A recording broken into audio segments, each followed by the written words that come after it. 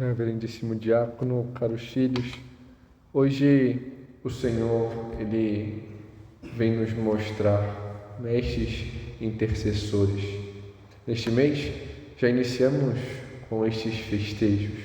Primeiro Santa Teresinha, depois os Santos Anjos, e hoje, nesta missa votiva, retomamos justamente esta memória para lembrar não somente do dia da fundação, do Opus Dei, mas também desta devoção que devemos ter.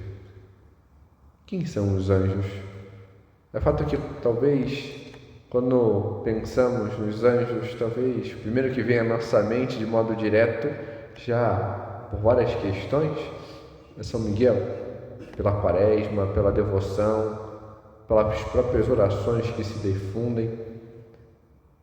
Talvez, como um continuar, São Gabriel, até mesmo pelos quadros da Anunciação, São Rafael, talvez por último o anjo da guarda, alguém que talvez a gente não dê tanta conta, mas é aquele que mais do nosso lado está.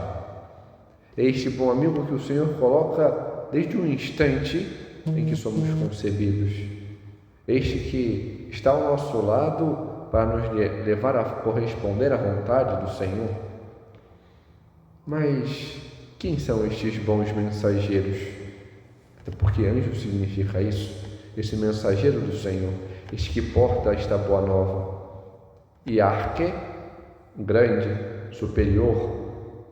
Por isso os arcanjos são aqueles próprios anjos, aqueles mensageiros que enviam alguma notícia maior, mais grandiosa. Quando esta notícia se trata de uma luta contra a soberba, uma luta que vai contra aquilo que é averso ao Senhor, se anuncia a humildade. Se anuncia a humildade para combater aquilo que está distorcendo esta verdade. E por isso, aquele que porta o próprio nome, que o símbolo da humildade, é aquele que nos questiona: quem é como Deus? Quando ouvimos este questionar em hebraico, Mi-ha-el, entendemos de quem falamos. O arcanjo Miguel é aquele que em seu próprio nome traz, aquele que não quer ser maior, mas ao contrário, sabe o seu lugar e nos mostra isso, este bom combate que por vezes se dá contra nós mesmos, mas principalmente na luta pela oração, pelo esforço contra aquilo que nos leva para longe de Deus.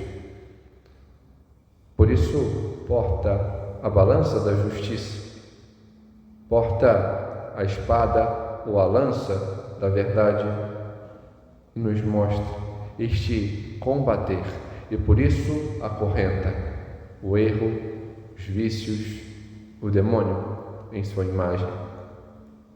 Quando o anúncio se está diante da própria palavra de Deus, o Verbum Dei, então é aquele que anuncia, é aquele que tem a devida força. Até porque aonde está a força de Deus?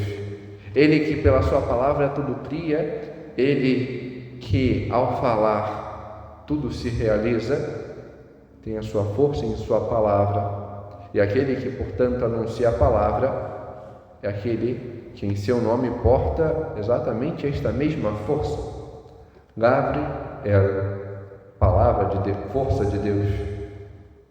E assim vemos os grandes anúncios ao longo de toda a Sagrada Escritura ser por ele.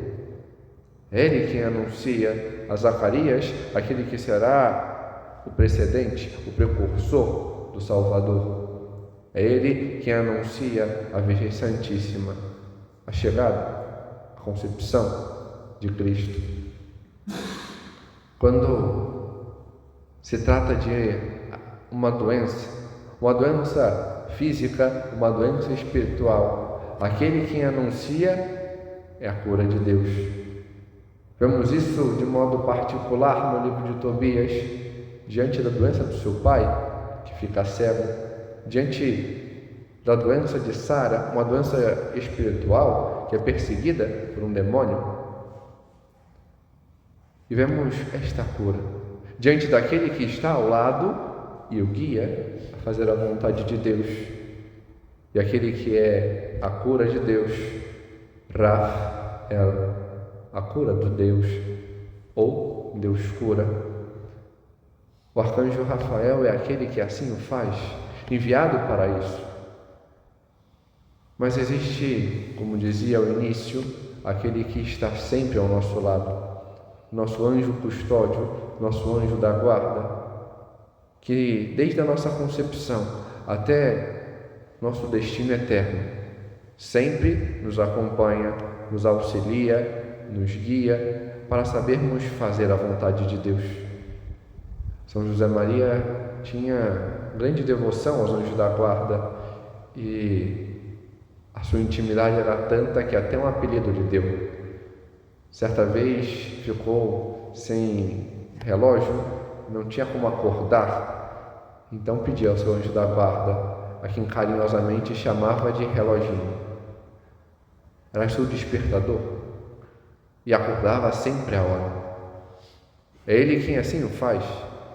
Há alguns que começam a crescer na devoção com isso, diante de pequenos pedidos, de dar e impedir a sua intercessão em pequenas coisas, às vezes práticas. Por exemplo, quando principalmente se está numa sociedade mais agitada, uma vaga para colocar o carro, ou diante de uma prova para se lembrar daquilo que for estudado, diante do trabalho para se lembrar dos afazeres que deve, a ordem que se tem, para poder corresponder. Nas horas difíceis, ou diante de uma conversa que se vai ter, a intercessão para essa conversa, para já preparar o coração daquele com quem se tem que falar.